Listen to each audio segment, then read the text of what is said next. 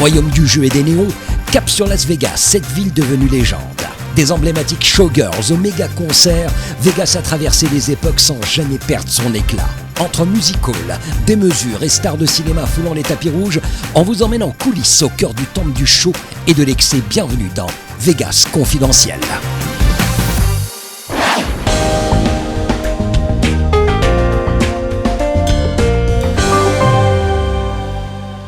Pendant plusieurs décennies, Las Vegas a été marqué par la présence discrète mais puissante de la mafia. Derrière les salles de jeu des casinos, comme dans le film de Martin Scorsese, les parrains se partageaient la ville, ses profits et ses trafics. Alors, difficile aujourd'hui de dire si la mafia est toujours là ou si ça relève désormais du mythe. Mais s'il y a bien une icône de Las Vegas qui, elle, a complètement disparu, ce sont les showgirls.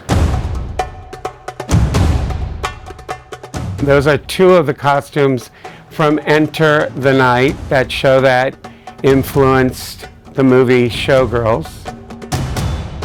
When I first came to Vegas in 1976, it was such an incredible town and there were so many shows and you could see shows till 8 a.m. I really fell in love with cabaret, spectaculars, all that kind of stuff. Ancien danseur, chorégraphe et créateur de costumes, Grant Philippot connaît mieux que personne l'univers des shows de Las Vegas. Conscient que les showgirls allaient disparaître, il a investi toute sa fortune pour sauver leur mémoire. Aujourd'hui, sa collection, unique au monde, est estimée à plusieurs millions de dollars. What are the misconceptions that people have about, Las Vegas showgirls? There's one thing you have to be considered a showgirl, and that's topless. If you're not topless, then you're a cover dancer. You're not a showgirl. One thing that upsets a lot of the people because they think the people that work at the strip joints are the same people that are in our shows. All of our shows since the 1980s, you had to be, no matter what position you were in, a professionally trained dancer. When you realize that even to this day, the biggest heartbreak is that they use the image of a showgirl, or what people think is a showgirl, they use that image to drag everyone to Vegas. There's not one showgirl show left.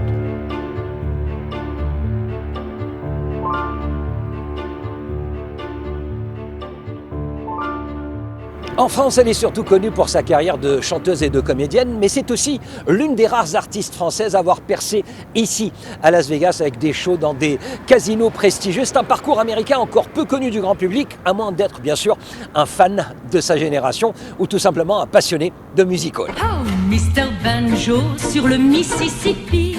She's so gorgeous, and I just love the fact that whatever age she was even then, so sexy.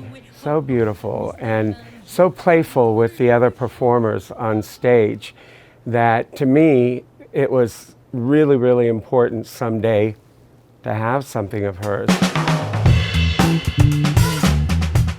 I was so insistent that I wanted desperately to get something of Lean's because it's really important to me that people learn, you guys started it all. And you think if you had to do shows every single day, 2 to 3 shows a day, how in the world? She's probably the strongest woman. Thank God she's 97 because, she had to have been strong because you can't, I doubt that they would say, oh, tonight Lean Renault's not performing, somebody else is taking her place. How could you take the place of someone like her? C'était les années 60. Lynn Renault était la star de Casino de Paris, un spectacle de style revue parisienne qui avait connu un tel succès auprès des Américains que le Casino Dunes qui l'accueillait avait décidé de le prolonger pendant 2 ans, une première pour une artiste française. Lynn Renault s'installe à Las Vegas en plein âge d'or du célèbre strip. Elle côtoie les légendes de l'époque, Sinatra, Dean Martin, Elvis entre autres. En 1966, elle participe à l'inauguration d'un nouveau casino, le César Palace, et va même contribuer à la conception de sa salle de spectacle, une salle qui deviendra son nouveau lieu de résidence. 2017, la comédienne, de retour à Las Vegas, assiste très émue à l'inauguration de la rue qui porte désormais son nom. I have to pinch myself to make sure I'm not dreaming. Las Vegas has always been an important part of my life and held a special place in my heart for more than 50 years. I want to say merci. Merci beaucoup. Lynn Renaud n'est pas la seule Française à avoir inscrit son nom dans l'histoire du musical américain. D'autres artistes venus de France, moins connus du grand public, ont elles aussi marqué le strip à leur façon. Comme Colette, rejetée par les siens, devenue meneuse de revue. Ou encore Jacqueline Douguet, star du spectacle Las Vegas à gogo, des parcours incroyables gravés dans la mémoire du Vegas d'hier. She had been the star, just like Lean. I had heard she had a lot of her costumes and things like that. She was very smart. And when she passed away, her family decided that I should get her entire estate. And they said, we even want you to have her personal wardrobe. Are these the forgotten heroes, you know? Oh, definitely, You know? definitely. The thing that is shocking to me is that there's such a resurgence of this type of show in Europe, and there's not one left in Vegas. This are the plans. This is the actual first floor museum. Plus que quelques mois et le Showgirl Museum va changer d'adresse. Grant Philippot a réussi un joli pari, convaincre la ville de Las Vegas et l'État du Nevada de lui offrir un écrin à la hauteur de son incroyable collection, un bâtiment de 3 étages où les milliers de costumes, accessoires et pièces rares qu'il a réunis seront accessibles à tous. Plumes, strass, chorégraphiées, millimétrées, Lynn Renaud et toutes celles qui ont incarné le rêve du vieux Vegas ont été complètement éclipsées par un Las Vegas plus moderne. C'est celui des clubs, des DJ internationaux et les grandes salles de concert. Las Vegas, où l'attraction la plus spectaculaire du moment s'appelle la Sphère. On va y revenir dans quelques instants. Mais d'abord, cap sur CinemaCon. Comme chaque année ici à Las Vegas, les exploitants de salles venus du monde entier se retrouvent et c'est l'occasion rêvée pour les studios hollywoodiens de présenter en avant-première leur prochain film.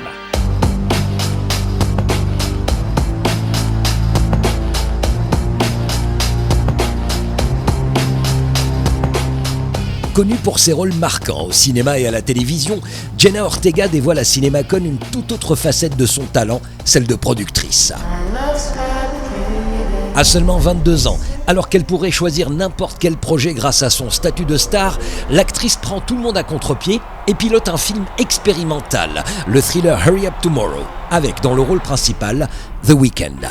This group of artists that I'm working with are so innovative and special and surprising that it was really nice getting to be a part of conversations and not only knowing what was going on, because the film is so experimental that, you know, as an actor maybe I wouldn't have had as much of an understanding. Vivement début juin pour découvrir le tout premier spin-off de la saga John Wick. La célèbre franchise d'action a désormais une nouvelle recrue, Ana de Armas, dans le rôle d'une ballerine formée par une organisation criminelle pour faire d'elle une machine à tuer. Ballerina, c'est son titre, reprend les éléments de la mythologie John Wick. Le film se déroule d'ailleurs entre les chapitres 3 et 4. Et oui, Keanu Reeves fera une apparition. It was great to have, you know, Keanu, of course, number one with me. We come from a long time ago, and it was beautiful to have him back now in my movie supporting me. And this time, what's interesting is that we're just turning the camera around and discovering this world through another character's perspective, in this case, Eve Macaro. Adept. Cheat. 2 tenues, 2 tapis rouges. La première pour la présentation officielle de Ballerina aux côtés du réalisateur Len Wiseman. La deuxième, plus adaptée à la soirée CinemaCon. Ana de Armas, trophée de la star de l'année à la main, prix remis par les exploitants de salles. Un peu plus loin, sur le même tapis rouge, Mark Hamill reçoit, lui, le trophée Légende du cinéma. I'm just speechless. I mean, I've always been grateful just to be able to do what I love doing as a living. That's enough for me. But when my wife told me, I thought, oh, I know what this means. I'm old. But of course, I'm deeply honored and I'm very grateful. CinemaCon 2025 marque également le retour de Lindsay Lohan à l'affiche prochainement d'une suite, celle d'un film culte dans les années 2000, Freaky Friday. CinemaCon, où les bandes annonces et extraits de films à venir s'enchaînent comme autant de cadeaux pour les propriétaires de salles.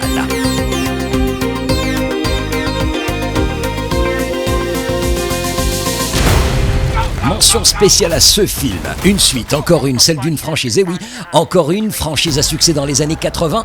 Y a-t-il un flic pour sauver le monde? Avec Liam Neeson qui révèle enfin ce talent comique trop souvent éclipsé par ses rôles d'action. What do you want, little one? Your ass. That's the sound of the police! Who are you? Frank Drebin, Police Squad. The new version. They see ya, 'cause I would never be ya!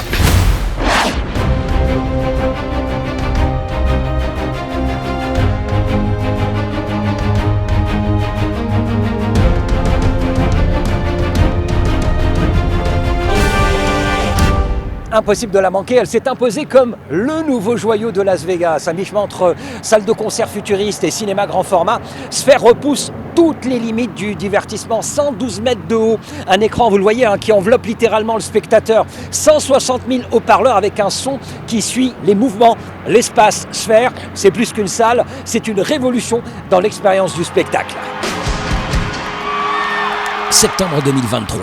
Pour l'ouverture de la Sphère, U2 avait été choisi pour écrire la première page d'un nouveau chapitre du divertissement.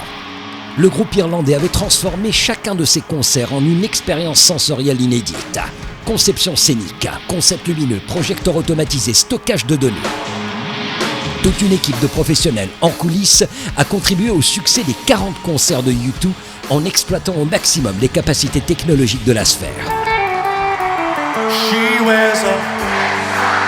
Kenny Chesney, superstar de la musique country, est prêt à relever le défi. Connu pour ses tournées gigantesques, il remplit régulièrement des stades entiers. Le chanteur a confié son projet de résidence Sphère au réalisateur Sean Silva, bien connu du milieu country pour ses vidéoclips, mais aussi d'Hollywood pour ses westerns modernes.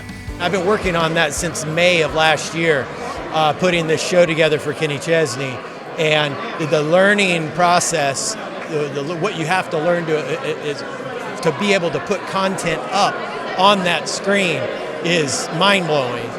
Everything that you do almost works against what you're taught as, you know, a cinematographer, right? And how you manage a camera, how you position a camera. It's all very different because you're not just creating a frame, you're creating a world, a space. So it's been very interesting. It's sometimes frustrating because you just want to grab the camera and move around. Well, you can't. You make everybody sick.